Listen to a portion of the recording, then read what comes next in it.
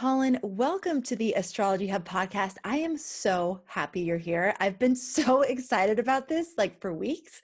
So thank you so much for joining us and making your Astrology Hub debut here today.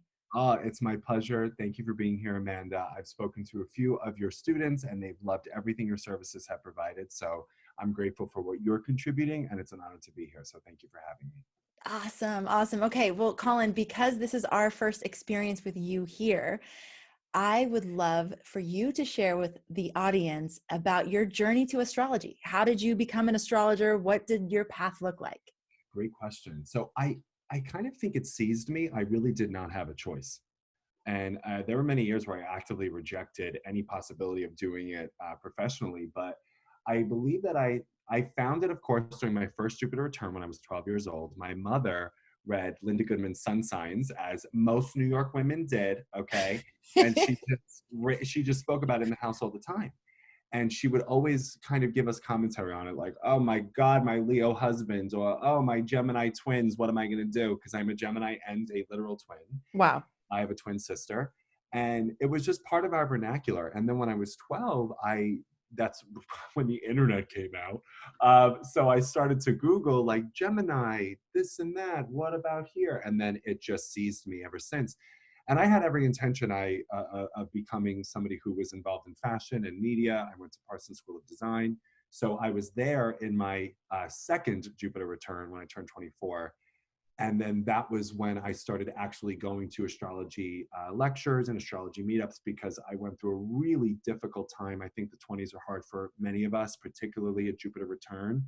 So astrology just became a conversation of solace, and other astrologers were deeply helpful to me. And then around that time, I started learning the principles of A Course in Miracles, which is a self-study program of universal psychotherapy and other secular systems of personal growth, like the research of Dr. Brene Brown. I'm swan diving at the time into Harville Hendricks and his wife, Dr. Helen Kelly Hunt, and relational psychology. And then I was realizing throughout the rest of my research that there wasn't an enormous amount of information that centered queer identities, right? And there were many websites and analyses that felt heteronormative in nature. And also there was just assumptions around planets that me and fellow queer people just really weren't comfortable with. Like, we always think of Mars as such an example. And we remember reading an assessment that was like, well, Mars wants dominance, Mars wants this, Mars wants to be, and we were like, well, wait a minute. What if Mars just wants to want? And then the sign that it's transiting in is that which it wants. And there's no shared assumption about whether or not it is right or wrong based on where Mars is. So I started QueerCosmos to just have a different conversation that felt more representative of my friends and my community. And this was June 2017. 2 weeks after, Amanda, I started my website, I was fired from my day job. Wow. So 2 weeks after. And then I was like, oh, Lord, what am I going to do? I'm not being paid for this. Let me just whatever. And I just was able to apply a lot of what I knew about universal spiritual themes in my astrological career. And then a few months later, Cosmo contacted me. They asked me to write their weekly horoscopes. And then on my last week of unemployment from the great old state of New Jersey, because that's where my company was at the time, right? I received my first literary contract. So I didn't really have a choice. It completely seized me. And I've been doing it consecutively for the last 3 years, 2.5, 3 years now. And it's been the most exhilarating ride of my life. So you have QueerCosmos. Tell us a little bit about queer astrology and how you see it helping, like you said, your friends and the people in your community. How has that dialogue helped to facilitate new awareness and inclusion and all those kinds of things? Well, because we use gender archetypes around planets often, and I think there is an appropriate time and place for that. But my queer constituents and my queer clients and my queer colleagues, we weren't totally on board with that. And there are queer astrologers who are not on board with us not being on board with that too, right? Like, nobody has a monopoly on it. It's okay. But what we were just realizing was that a lot of the compatibility analysis was very binary, either or, good or bad. And we were like, well, isn't that interesting? Because most of us have the relational history and legacies to prove that relationships are not that simple. And queer people have been reinventing relational norms since our history and our voices have been recorded on testimony, right? So chosen family and house structures and relational norms, like, is this really the right way? So we were uncomfortable by that. And there was just a lot of assumptions around just why is it that certain planets are not comfortable when it's not traditionally masculine, or certain planets are not comfortable if it's traditionally feminine, because we don't believe that the soul has a gender. We don't believe that gender has a whole role in spirituality. You can use the words masculine, feminine, absolutely, but if it's informed and ascribed by the status quo and what these social constructions are, we have a problem with that. So that's kind of what it's been able to do, is help us renegotiate and reevaluate astrology from a non-heteronormative, non-binary, non-misogynistic lens. Yeah. And how how have you seen that affect people's lives in your community? Great question. So what we've been able to do actually is really kind of incorporate a lot of work around Mars, Venus, and the moon. Mm-hmm. So I'm going to be very deliberate about my language. So I'm going to try to speak very slowly. When you identify, with the gender assigned to you at birth, it is more than likely that you were then socialized to express the very best of the planet that also was assigned that gender. Okay. So for example, for you, you identify as a woman, I would imagine, right? Yes. And so therefore you're very comfortable in your moon and your Venus. Yes. Right. Yes. Yeah. Great. Moon in Gemini, Venus in Capricorn, definitely. Right. And so those energies were socialized because of the culture and civilization that we live in. Excellent. Right. And you express the best of that. Now, how often are you then expressing your Mars, your Sun, and perhaps Mercury or Uranus, right? These are energies that are socialized out of you, because dominant social wisdom, Amanda, wants you as a woman to be an emotional performance artist, a people pleaser, and a perfectionist. That's the work of Dr. Brene Fair Brown. enough. Yeah, Yeah. I'm not just, throwing these pathologies out there. These are the primary social obligations of the American woman: an emotional performance artist. Everything is fine, don't worry, right? People pleasing and perfectionistic. Mars has absolutely no time for that. So how often do we actively integrate Mars? So in my client readings, I can't say it completely gets operationalized, but based on the feedback and the conversations that we've had, I want to call in the energy that does not immediately identify with the planet with the sun, with the gender assigned to them at birth, right? So Mars, Sun for people who feel more feminine, right? And then Moon, Venus for people who feel more masculine. And there's a lot of amazing conversations we can have around that, around self-worth, around emotional safety, right? And just around the shared assumptions, as we said earlier, like, who's to say Mars wants dominance? Where do we just immediately say this is true? What if Mars is just the energy of wanting? And by the way, this is not me just speculating here. This is the work of Esther Perel, the world's leading couples therapist right now, who speaks on desire as owning the wanting. So if Mars is just that, right? Because I have a Mars in detriment Cancer, right? So guess what? I just want emotional safety. I want to talk about home. I want to be connected to the people who I identify there. And that makes me happy. I have no issues with emotional expression. So it's just like, can we just reality check this for a minute, please? And I think that's very helpful for queer people, because our identities are not a majority culture. We're not centered. So that's what I try to do as often as I can. Love it. Colin, it's great. And for those of you listening to the podcast, you can't see that awesome face he just made. You need to go check us out on YouTube so you can see. Right? Colin, so let's just go there, because you just kind of went there. I want to talk about your book that you just released, and actually a lot of your books. But let's talk about this, because I happened to catch a very interesting Instagram TV from you, and then a follow-up one. And this was really, to me, the synchronicity was something I couldn't ignore, because I don't actually see your Instagram TVs. I just happened to catch these two. Wow. The first one, in which you were talking about the term detriment, because Venus had just gone into Aries. Yes. And you were very passionately and eloquently speaking about your the challenge, the issue or challenge that you have with the term detriment, and that you don't actually see it playing out that way with your clients and with your community. Correct. I then was able to catch the follow-up video from you in which you are giving another heartfelt and passionate apology. Right.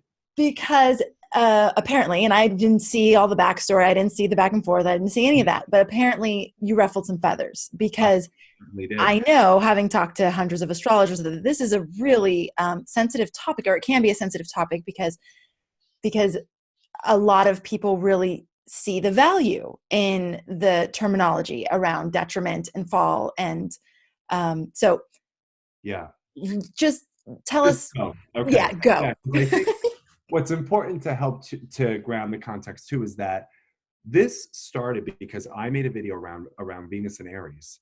And this was informed by a certification course that I took with Esther Perel in Finding Eros. So it's a continuing education. Finding Eros, you said? Correct. Finding Eros.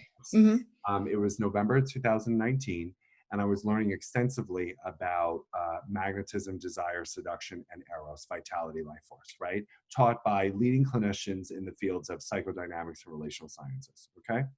So when they were polling these professors and researchers, they were asking them, so when do you feel like others are most drawn to their romantic partners?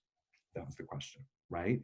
And they all said something really similar. They were like, well, we've noticed in the client research that they're most drawn to others when those people are in their element, in their life force, talking about something they're really passionate about, when they're on stage, when they're shining in the lives of others, or when they're telling a funny joke at a party, when they are just lighting up everybody else. So when they're in their autonomy, sovereignty, and freedom.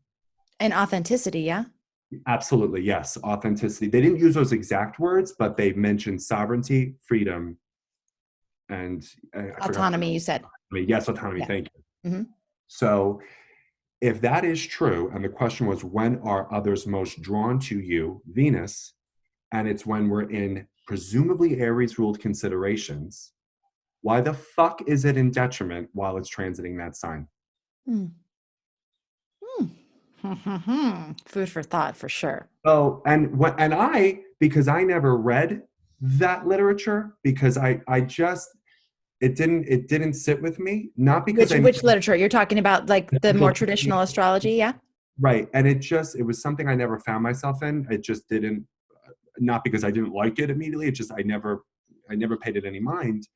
So I'm just yapping about Venus and Aries, not even realizing that there are readers and followers of mine who never felt that that was anything to be proud of. So then I recorded my video and I said, if I see one more person tell me that they don't think that this is something to be proud of, I'm going to get really upset. So your first video was almost like a protective video for Cancer. Your Mars in Cancer was feeling the don't come from people. Yeah, and you wanted to give a voice to that part of them that has maybe felt shamed or not good enough, because do you think the astrology has told them that that's not a good placement, or do you think that they feel it's not a good placement? That's a great question. I asked people in separate DM exchanges, and the responses are varied. A lot of it, the pattern that emerged pretty extensively was that it was the practitioner and the word choices that they used. That's why I made a comment that said, I don't disagree with the theory necessarily, but I take tremendous issue with how it is applied. So how do you see in an ideal world, because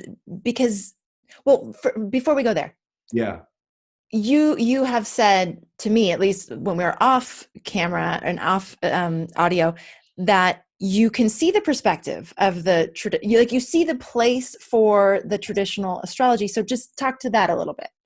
Yes, because I have noticed, like, for example, because again, I don't know every technique. This traditional classical ED is not my lane, so I may be inaccurate here. But of course, yes, I have noticed that my Mercury in Gemini helps me. Yes. And I have noticed Mercury in Virgo. I know when I'm in the company of a Mercury-ruled person. Great, right? And I also know that only 6% of communication is actually verbal. So 94% of communication, where does it go? Does Mercury in detriment Pisces feel like they have no place? Mm. You see what I'm saying? It's like, again, I understand, and because for me, I'm both end and not only, but also, right? So I don't believe that these are either or binaries, but I really do believe that if we as astrologers do not bridge spirit and science, we are looking at our own annihilation. And I am absolutely convinced that if we are not integrating the work of empirical secular research and fact checking our theories for accuracy, we're making a big mistake. And we are harming other people, and we're not advancing the conversation to where it needs to go. So I apologize simply because I knew where my initial critique was ill-informed. I said that Mars is only exalted in traditionally masculine signs, right? Capricorn is a feminine sign. I didn't know that because I never really cared, because I think gender's bullshit. So it's not really something that I fucking, excuse me for cursing, you can bleep it out. It was never really something I paid a lot of attention to. So that's what I was apologizing for. And that system of what this means for them, right? Like, great, you want your quantify, because they're quantitative researchers, right? Like, and I spoke on the fact that I am trained in qualitative research at Parsons School of Design, a very completely different research methodology where we don't believe that every pre-existing theory is accurate. We investigate without shared assumption and confirmation bias and let the data speak for itself. And when a particular pattern emerges itself as in there and saturates the pool, we have to develop new theory and then cross-reference pre-existing theory for accuracy. Mm. That's qualitative data. Quantitative data is very much ED, classical, traditional, God bless, right? If you can't measure it, it doesn't exist. Let's make it measurable. That's just not my political affiliation. Okay, everybody, welcome back. And Colin, thank you so much again for the really, really interesting food for thought that you're giving all of us here today. Listening. Now, so if we know that you have found from a psychological, relational, from the research that you have done and the extensive study you've done, that maybe some of the assumptions that are being made about what's detriment, what's fall, and what's maybe not so much exalted. It doesn't seem like we have so much of an issue with exalted, but maybe you do. I'll let you talk to that in a sec. And you see a place for the traditional approaches. So in an ideal world, how could we marry these in a way that doesn't harm people and shame people and make people feel like they're bad, but also honors the tradition that is very rich and deep and long of astrology? Yeah, great question. So what I think in a perfect world we could do is not see, well, first of all, again, no system claims a monopoly on the truth within the system. There's no astrological method that claims monopoly on the truth, right? So I'm totally okay with that. And in a perfect world, what I would love to see is a space where we can have astrological conversations that inhabit the paradox, right? Mm. And this is a Carl Jung understanding as the primary tool to understand really the richest dimension of truth, where it's both and not only, but also, right? And that's what I would love to see, is where perhaps as I guess you could call me a qualitative astrologer, if I see somebody who has perhaps a Venus in Aries, I may be able to say, like, okay, there could be some complications here related to, do I step up? Do I initiate? I don't know who's dynamic, right? And then you want to ask yourself, and isn't that a good thing? Because energy of frustration and uncertainty is actually what stems erotic desire. Mm. Yes, So it comes yes, to both, right? yes. And go ahead, yeah. Yeah, so acknowledging where the challenge may be, but then also acknowledging the gift in that challenge. Yes, and that I don't want to use the word should, but that both end, not only but also method, does justice to the nuances and the multidimensional variations within the human experience. Yeah. So I would much rather us kind of marry the two. I don't think they need to be diametrically opposed. And also too, and this was an amazing anecdote that was brought up to me, that modern astrology doesn't have, a completely clean record either. There's been a lot of injustice perpetuated about relational compatibility and sun sign astrology only. So, we have messes that need to be cleaned up. And I'm of the camp that because there's Jupiter in Capricorn and we got a lot of like, all right, everybody, let's take radical responsibility and get to work, right? That we can acknowledge where we've missed the mark, then see where other values and traditions and techniques can be incorporated in our own, and then just hold space for both rather than having this I'm right, you're wrong, shut up. And Yeah. we're seeing that in politics. We're seeing that everywhere today. So it's like, Yeah. of course, we're an extension of that. Absolutely. Okay, Colin, give us one more example. I like how you just, so if I'm a client and I have another, like, quote unquote detriment placement, how would you talk Mm. to me? Well, it's funny. Give a specific one. Yeah. How about Mars in Cancer? Okay, great. Yeah, I'm going to do Mars in Cancer because this is my natal configuration. And a lot of people made me feel shame about it too. So what did they say? Like what made you feel shameful about it? You're passive aggressive, right? Oh. Which then comes up to, oh, am I not man enough? Oh. Right. See, let's be mindful of the language that then gets inspired through shame triggering and shame projection, right? Oh, you must be passive aggressive, huh? Right? Sidestep what you want. Oh, emotions are really hard for you, and you like emotionally avoid in sex. I'm like, where? What are you talking about? And you didn't find that to be true for yourself? Absolutely not. Am I passive aggressive? You saw my video. I'm like, come see me. I'll give you my house address. New Right. York, baby, let's talk. Like, what's Mm. good for real? No, I've never been passive aggressive. Absolutely not. I have never felt that. And that's not an attack on my manhood. It was more just so, wait a minute. So I don't know how to have healthy boundaries. So what I do is the first thing is I'm examining the client's gender, sexuality, their relational configurations, and I help them understand, look, Mars in Cancer feels deeply emotionally erotically charged when there is safety present in sexual experiences.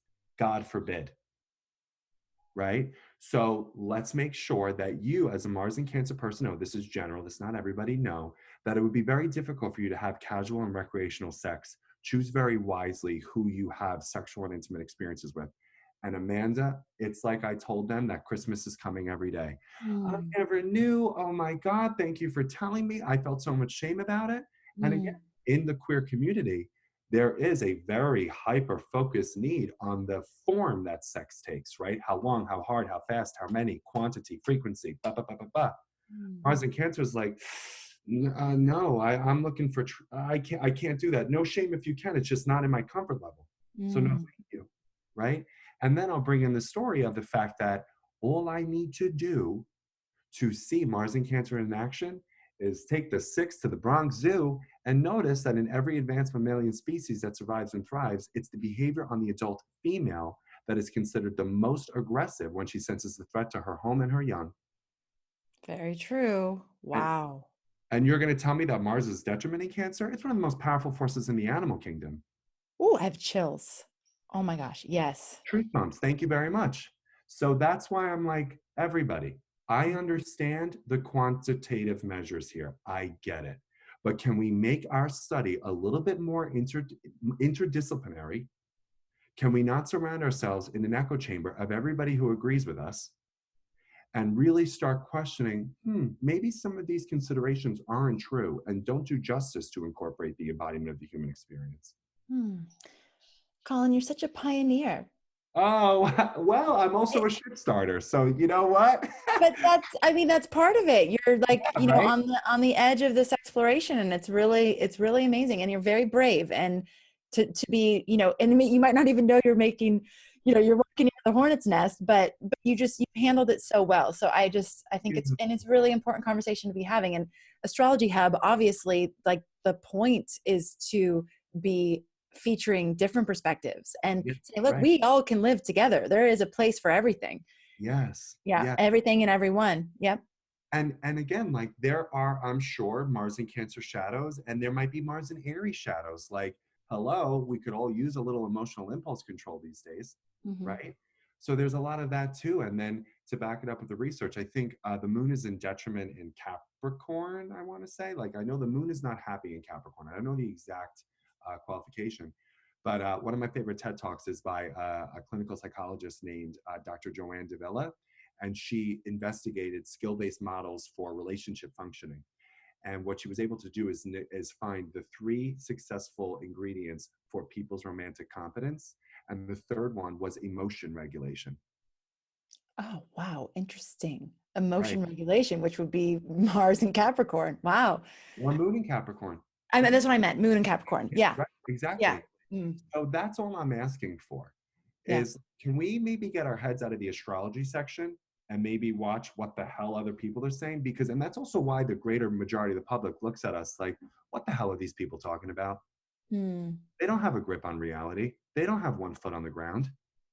And I mm. just think like some of the best astrologers right now speak astrology without even talking astrology. Yeah, I mean, absolutely.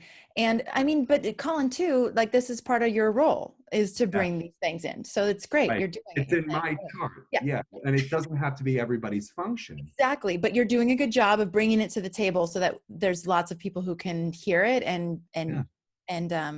consider it and Yeah. integrate it into what they're doing. Yeah, that would be lovely. And listen, you don't have to agree with me. I'm not trying to lead a crusade or anything like that, but I am just asking for updated references checks Yeah. and fact checking for accuracy and really wondering, does this line up consistently among application? Hmm. Okay. You are already an accomplished author. I mean, you're so young. You've written like all kinds of books. I was in Barnes and Noble the other day. I was like, Colin Bedell, Colin Bedell. I was like, wow, this guy's on fire. So tell us about your most recent book Sure. first. Yeah, so I'll go in reverse order. It was Gemini by Sterling Press. And I was really honored to do that because I haven't really totally felt in pure embodiment of my Gemini energy because I've been living in my Capricorn stellium. I was in my Saturn return. Saturn was activating all of my Capricorn configurations. So I was really honored to write about Gemini from a different, more nuanced perspective of how I believe that mutable air, right, the Gemini combination of quality and element, speaks to the relational intelligence that's introduced into the zodiac. I think it's beautiful that Gemini appears as the third sign in partnership, and it's the introduction of humanity in connection. And the deeper meaning there is that we're a social species. In the absence of connection, there's always suffering. And I love that humanity appears 2 by 2, and every Gemini does. So I wrote all about that. And then I wrote a book called QueerCosmos that was published last November. And it was all about the astrology of queer identities and relationships. And it just such a thrill to research. And it was probably the biggest professional undertaking I've ever had, but it was the most rewarding. Absolutely. And it really provided me with the understanding of like relational psychology is absolutely my favorite lane. And so is personal growth. So Mm. I'm really grateful for that. Go ahead. Yeah. How long did it take you to write that book? Oh boy. Okay. I started in December of 2018 and I submitted the final manuscript in May of 2019. So 6 months. 6 months. Yeah. Amazing. So a lot of my podcast listeners know that I'm in the process of writing a book as well right now. Congratulations, Gemini Moon. I'm so impressed with you. I'm just like, wow. I mean, I've never written a book, so this is like a whole new frontier for me. And so tell us a little bit about your process. Like, how do you do it? Great question. So I'm a researcher, I was trained at Parsons School of Design in qualitative and ethnographic research. So I just had a lot of fun swan diving into the voices and the thought leaders that inspire me. One of them being, first and foremost, Esther Perel. She's And amazing. she's outstanding. Yeah. And she spoke on how loneliness Mm. is the #1 public health crisis in the United States. Whoa. And by the way, I've been to 3 conferences in astrology and not one mentioned that. Wow. Right. You know, Colin, there's this one, I want you to continue, but I just wanted to throw this in there. I've heard of this one study. I don't know the source of it, but Yeah. I know. what's the #1 complaint of single people? Oh, I don't know. You were just on it. Loneliness, right? Okay. Oh, well, there we go. Yeah. Yeah. Okay. So #1 complaint of single people is loneliness. What's the #1 complaint of married people? Loneliness. Yes. Yeah. So yeah, I mean, it's there, it's present, it's like in Yeah. us. you know, And and it's only more and more. Like if you look at the teenagers and everything, it's, I yeah, think about, you know, how lonely people are feeling today. And yes. if people realize that their connection to themselves and to each other and to the universe, Ah, how many things would be eradicated with just that alone? Amanda, you are absolutely right. And I think where astrologers need to really be mindful of is that it's almost irresponsible of us to know the research that says the quality of our relationships determines the quality of our lives. So if I'm in a 2020 in review panel and I'm hearing about the stock market and the housing climate and this and that, and we don't even take a breath to talk about relationships, that's irresponsible. Mm, It's irresponsible. mm, And so my practice for the book was that when I saw Esther Perel speak on the cognitive and cardiovascular decline and dysfunction that emerges in the presence of loneliness, I mm, was like, oh my God, I got to write this book. I got mm. to talk about it. I got to do my research. I got to talk to insurance companies and healthcare practitioners and psychologists and clinicians. And I want to ground this and I got to let them know that they're not alone. And here's how you get along and da, da, da, da, da. So I found Mars and Cancer, what made me come alive, which was that I do not want people to feel like they're alone. I do not want people to feel like that they cannot find worthiness and relational intelligence in astrology. So that book wrote itself. I just gone. Love it. Oh my gosh. What's the title of the book? Queer Cosmos. Yeah. Okay. Check it out, everybody. Okay. And then Colin. Yes. Uh-oh. I think I know where Yeah, you're it's coming. going. It's Ah! coming. It's time. So again, I who from our audience, I want to call her out because it was so Oh, cute how please she's love it. Janice. Janice says she loves you. So it just for all of you to know context, I was so excited about interviewing Colin that I asked our inner circle members what they would like me to ask him, if there was anything specific. And one of our members, Janice, said that she loves you and she loves your planetary impersonations, especially how you impersonate aspects. So can you do one or two for us here? Oh my God. So what happened was this was a video. I think I know what you're talking about. Oh my God. So I did a video a few years ago where I talked about how the zodiac is a chronological inquiry in evolution and how Aries talks to Taurus, talks to Gemini, da, da, da, da, da, right? Uh-huh. And I essentially like jokingly made fun of them, from the Northeast. Like that's how we show our love, So no, I was just I'll do the first three. And I was like, hey, I'm Aries, I'm here, and this is what I want, take it or leave it, get out of my way. You're gonna watch me make my dreams come true. So I'm gonna go super fast. I'm not gonna know where I'm going, but at least if I'm moving, then I know that I'm going somewhere and I don't need to plan. Catch me, I'm on fire, watch out, right? And then Taurus enters and they're like, wow, that person is obnoxious, really reactive and completely irresponsible. I'm gonna care about security, finances, protecting what I love. I don't wanna go anywhere. I wanna stay right here. And I want my food. I want good music. I want sex, rock and roll. Let's have a good time. Because if we don't have pleasure in our lives, what do we have? Right? And then Gemini, the twins, appears and says to Aries, you're impulsive. And Taurus, you're slow. So I'm going to go twice as fast as you and be really problematic, flip all the tables, right? Be light on my feet, not take myself too seriously, but take life really seriously, okay? Be a little sophisticated, a little vulgar, both end. I love light, I love dark, we love it all. Let's have a conversation, sit down, let's discuss. Oh my God. Look at the I whole love thing, that. right? So Oh, then, that's so fun. I totally want you to do the rest of it, but I know I've I know for completely put you on the time, spot and embarrassed you. And yeah, we're probably out of time. right. But that's a lot of fun. And then you did that on YouTube or on Instagram? Yeah, and I swear to God, it was the funniest thing, Amanda. A Scorpio friend of mine was like, "You really should do that on video," and I was like, "No, no, no, no, no, no, no." Right? I did it, and within a week, I had 550,000 views on Facebook. I was like, Wow. "Yeah," it scared the bejesus out of me. I could I not believe. bet. Yeah, and that's probably where it came from, and that was like May 2018. It was when it was. Yeah. Wow. Wow. Well, it's fun and it brings lightness to all of our quirkiness and how we work together. So it's really good. And it's fun. Like, and I think, you know what? I love how you said lightness in your Gemini moon. I think the world needs lightness. We need a little, we need that. And that's why the North Node is moving into Gemini, because we need the air. We've had a lot of earth. We've had a lot of water. We're real concerned with materiality and emotionality. Now everybody needs to lighten the hell up get over themselves and learn how to relationally connect with others and stop taking themselves so goddamn seriously. Colin, you're awesome. Thank you so much for being on the show today. And I do hope we get to play more in the future.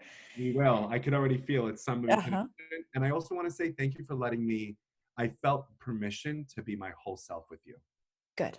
And I was a little nervous, but I felt total permission. And that's a testament to you as an interviewer and to your platform as a resource. So thank you for making me feel like I could do that with you. Thank you, Colin. And you know what? We have the best community. They are so loving and supportive and enthusiastic. So I'm sure that they all have been grateful for your authenticness, your you-ness here today. So thank you very much. Yes, Cinnamon is one of your students. I love her. Hi, Cinnamon, if you can hear it. Thank you for being here. That's good. Thank you. Beautiful. Shout out to Cinnamon. All right. Okay, Colin, where can people learn more about you if they want to go down the rabbit hole of Colin Bedell? Oh, geez. They could go on QueerCosmos.com, and they can also search me on the social media channels there as well. And on Facebook, it's just, I have a personal page. I haven't changed it. I think I'll keep it. And it's just my first and last name, which is in the show notes. So they can look at it that way. But that's where we can stay in touch. Wonderful. All right. Thanks again so much for being here. And I cannot wait to connect with you again soon. Me too. Thank you.